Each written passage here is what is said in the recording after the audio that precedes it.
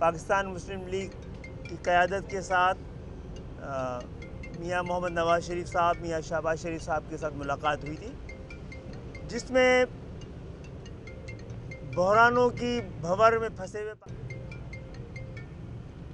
اور ان انتخابات کے نتیجے میں ہونے والی صورتحال دونوں کو سمجھنے اور اس کا حل ڈھونڈنے کے لیے اقدامات کے حوالے سے گفتگو ہوئی ہے۔ آج بہت سارے میڈیا میں اس حوالے سے حکومت سازی، مطالبات اور معاہدوں کے حوالے سے جو خبر آ رہی تھی وہ ساری کی ساری خبر درست نہیں ہے۔ اس حوالے سے کوئی بات نہیں ہوئی ہے، حکومت سازی کے حوالے سے کوئی بات نہیں ہوئی ہے۔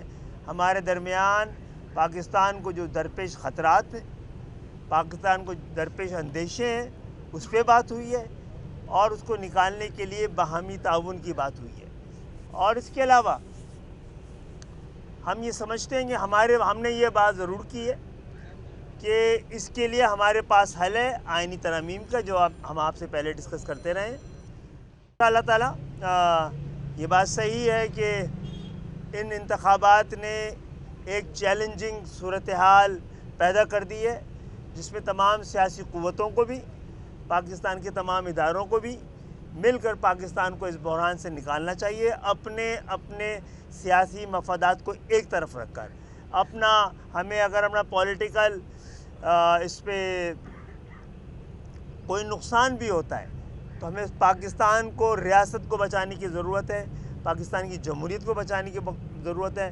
معاملہ اقتدار کا نہیں ہے، پاکستان کی عوام کے اختیار کا ہے، جمہوریت کے استحکام کا ہے۔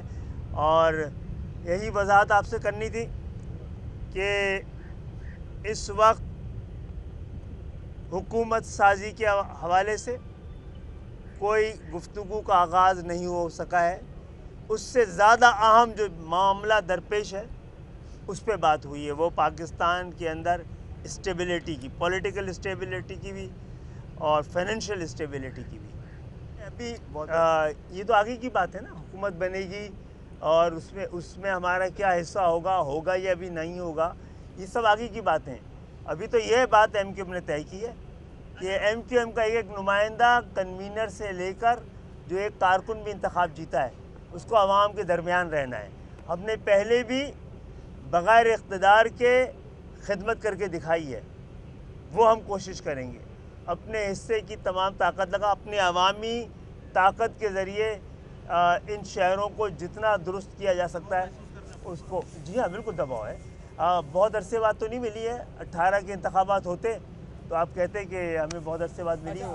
آپ نے آج بھی یہی بات کی، جو 16 مہینے پہلے پی ڈی ایم کی حکومت میں بھی آپ شامل تھے، لوگوں نے معیشت کے لیے بھی بڑا کام کیا، سب کچھ کیا، لیکن بہت ساری پارٹیاں جو کام کرتی رہی ان کو تو وہ مینڈیٹ نہیں مل پایا جو پاکستان کے استحکام کے لیے کر پائیں۔